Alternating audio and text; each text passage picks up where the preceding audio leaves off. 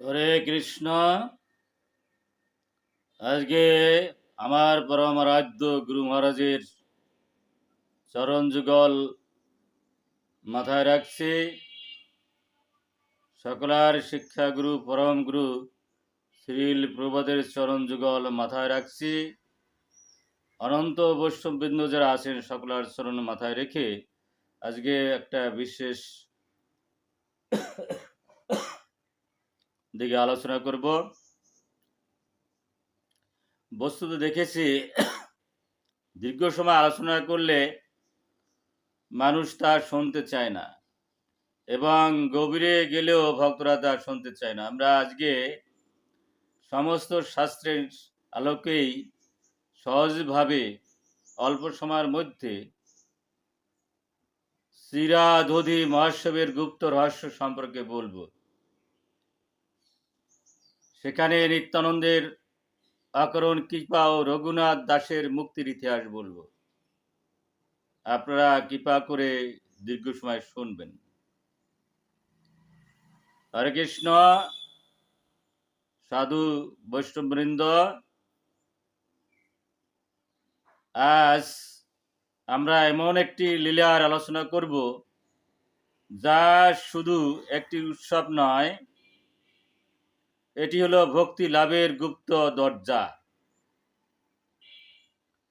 এই লীলায় আছে নিত্যানন্দ প্রভুর অকারণ কৃপা, রঘুনাথ দাস গোস্বামীর বৈরাগ্য, মহাপ্রভুর প্রেম ধর্ম এবং কলিযুগে পতিত জীবের মুক্তির সহজ পথ। আজকের আলোচনা হবে গীতা, শ্রীমদ্ ভাগবত, চৈতন্য চরিতামৃত, চৈতন্য ভাগবত, চৈতন্য মঙ্গল, ভক্তি রসামৃত সিন্ধু, উপদেশ অমৃত প্রভৃতি গ্রন্থের আলোকে। এই ভিডিওর শেষে আপনি বুঝতে পারবেন কেন নিত্যানন্দ প্রভু দণ্ড দিয়েছিলেন, কেন সেই দণ্ড আসলে ছিল করুণা, এবং কেন শ্রীরাধি উৎসব আজও ভক্তির মহাসমুদ্র। তাই ভিডিওটি শেষ পর্যন্ত দেখুন। হরে কৃষ্ণ।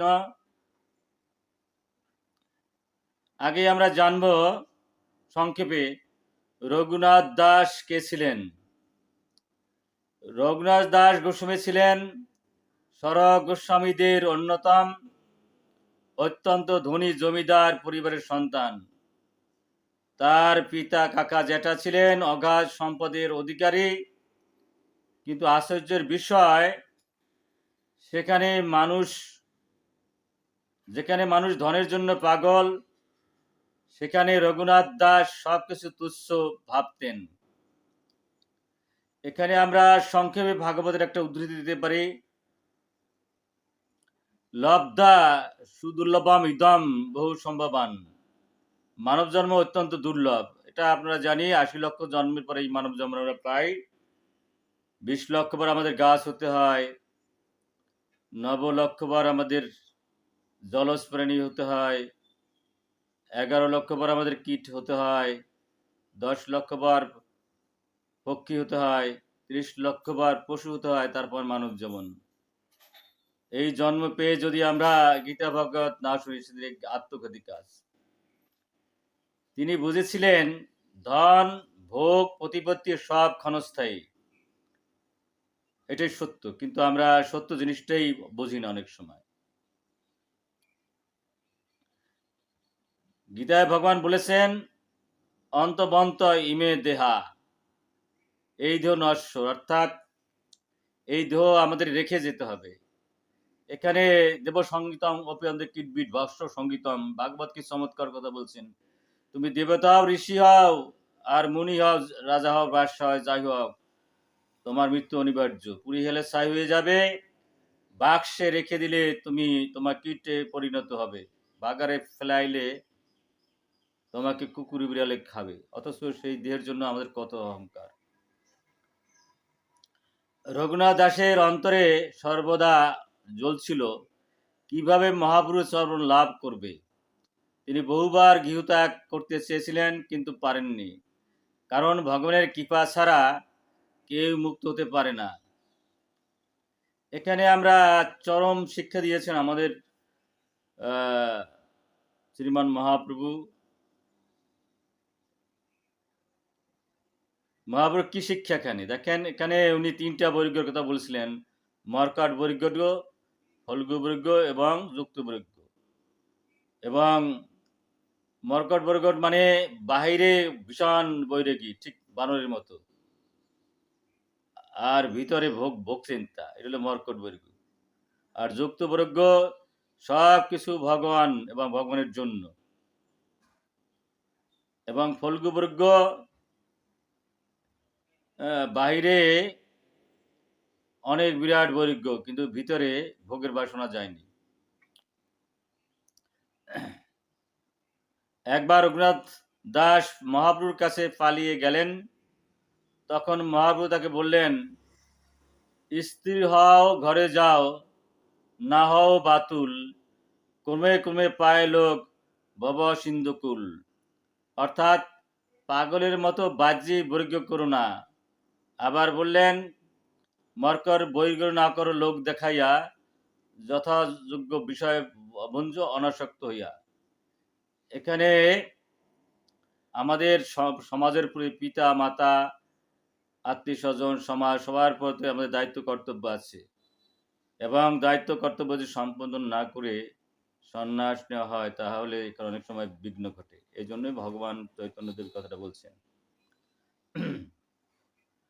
এবং বললেন, বানরের মতো ভণ্ড বৈরাগ্য করো না। এখানে গভীর তত্ত্ব আছে। অনেকে মনে করেন গেরুয়া নিলেই বৈরাগ্য, ঘর ছাড়লেই ভক্তি। কিন্তু মহাপ্রভু বললেন, অন্তরে কৃষ্ণ না এলে বাহ্যিক ত্যাগ অর্থহীন। গীতায় ভগবান বললেন, এখানে শুধু উদাহরণস্বরূপ একটি বিজয় ব্লক এখানে দেওয়া হয়েছে, বাস্তুশাস্ত্র আমরা নিশ্চয়ই বলবো। দেখেন গীতায় কি চমৎকার কথা বলছে, অনাশ্রিত কর্মফলম কার্যম কর্ম করতি য সন্ন্যাসী সযোগী চ। যিনি ফলের আসক্তি ত্যাগ করেন তিনি প্রকৃত সন্ন্যাসী।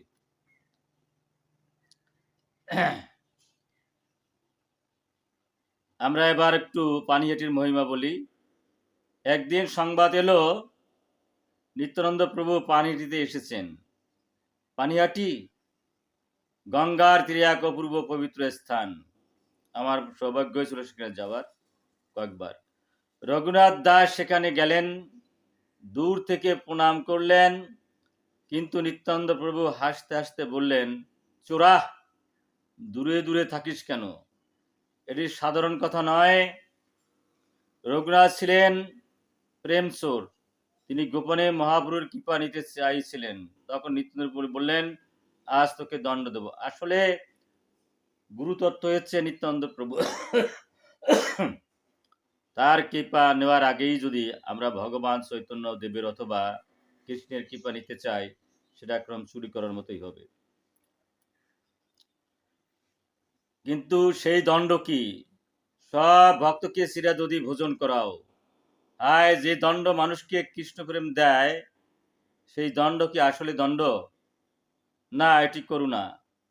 চৈতন্য চরিতামৃতে বর্ণিত, দধিচিরা ভক্ষণে হইল মহোৎসব, চারিদিকে হরিনাম, গঙ্গা তীর ভক্তের উল্লাস, নিত্যানন্দের হাস্যবদন। এই জন্য গোলক বৃন্দাবনে প্রকাশ। এখানে আমরা চিরা দধির গুপ্ত তত্ত্ব কয়েক মিনিটের মধ্যে একটু সংক্ষেপে বলি। প্রশ্ন হলো, নিত্যানন্দ প্রভু এত খাবার থাকতে চিরা দধি কেন বেছে নিলেন?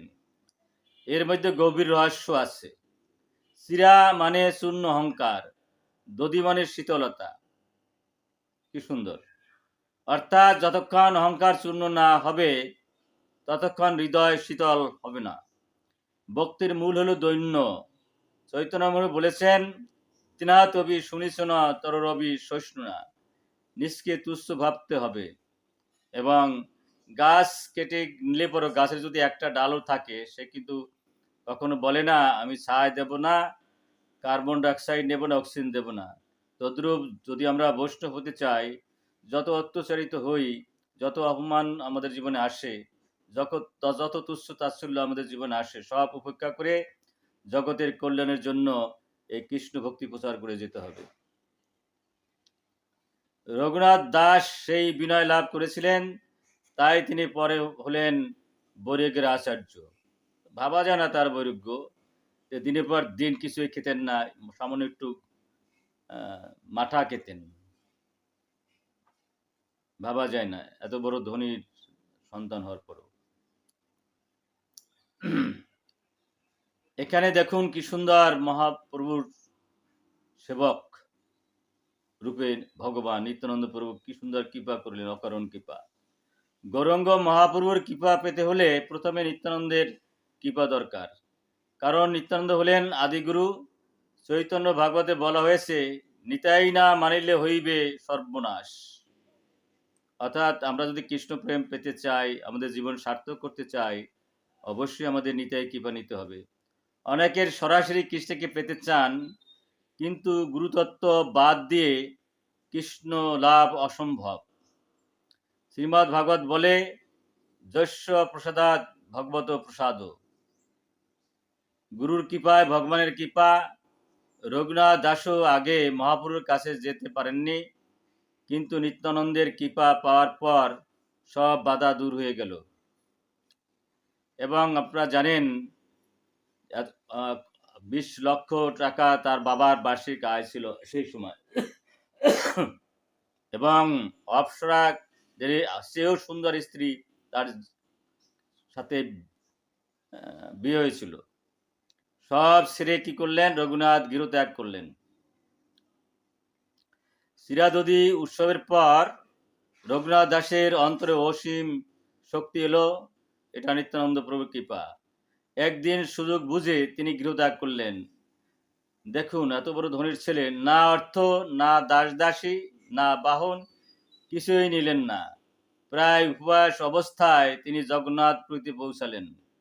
মহাপ্রভু তাকে দেখে বললেন, কৃষ্ণ তোকে বিষয় বিষ্ঠা গর্ত হইতে টানিয়া আনিয়াছে।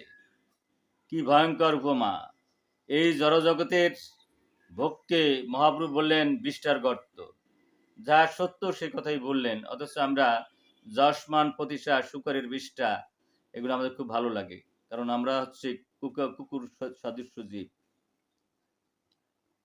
আমি হচ্ছি কুকুর সাদৃশ্য জীব, আপনারা মহান, আপনাদের চরণগুলি মাথায় রাখছি। আজ মানুষ ধন কাম লোভ নিয়েই ব্যস্ত, কিন্তু মৃত্যু এলে সব শেষ। এখানে মহাপ্রভু যুক্ত বৈরাগ্যের শিক্ষা দিলেন। রঘুনাথ দাসের জীবন আমাদের শেখায়, ভক্তি মানে জগৎ ত্যাগ নয়, কৃষ্ণের সমর্পণ। রূপ গোস্বামী বলেছেন, অনাসক্ত বিষয়ান নির্বন্ধ কৃষ্ণ সম্বন্ধে যুক্তম বৈরাগ্যম উচ্যতে। কি চমৎকার কথা বলছে, এটাই যুক্ত বৈরাগ্য। মোবাইল, অর্থ, পরিবার সব কৃষ্ণ সেবায় লাগালে তা আর বন্ধন নয়। বর্তমান যুগে চিরাদধি মহোৎসবের প্রয়োজন কেন? আজ মানুষ বিষণ্ণ, অশান্ত, অহংকারে ভরা। চিরাদধি উৎসব শেখায় বিনয়, সেবা, বৈষ্ণব সঙ্গ, প্রসাদ বিতরণ, হরিনাম। কলিযুগের সবচেয়ে সহজ ধর্ম হরিনাম, হরিনাম, হরিনাম কেবলম। যেখানে নাম সংকীর্তন ও প্রসাদ, সেখানে নিত্যানন্দের কৃপা। এবার আমরা সংক্ষেপে বলতে পারি, আপনাদের চরণগুলি মাথায় রেখে, চিরাদধি উৎসব শুধু ইতিহাস নয়, এটি আত্মসমর্পণের মহাশিক্ষা। রঘুনাথ দাস দেখালেন ধন নয়, কৃষ্ণই জীবনের লক্ষ্য। নিত্যানন্দ প্রভু দেখালেন, যে যত পতিত তার প্রতি তত বেশি করুণা। আজ যদি আমরা অহংকার ত্যাগ করে নাম গ্রহণ করি, বৈষ্ণব সেবা করি, প্রসাদ বিতরণ করি, তাহলে আমাদের জীবনও বদলে যাবে। সেভাবেই একবার বলুন, নিতাই গৌর হরি বল, নিতাই গৌর হরি বল। হরে কৃষ্ণ কৃষ্ণ কৃষ্ণ হরে হরে, হরে রাম রাম রাম হরে হরে। সকলের ইহকালের পরকালের মঙ্গল কামনা করে এখানেই আমার গৌর কথা বলার বিশ্রাম নিচ্ছি। সকলের জয় হোক। হরে কৃষ্ণ।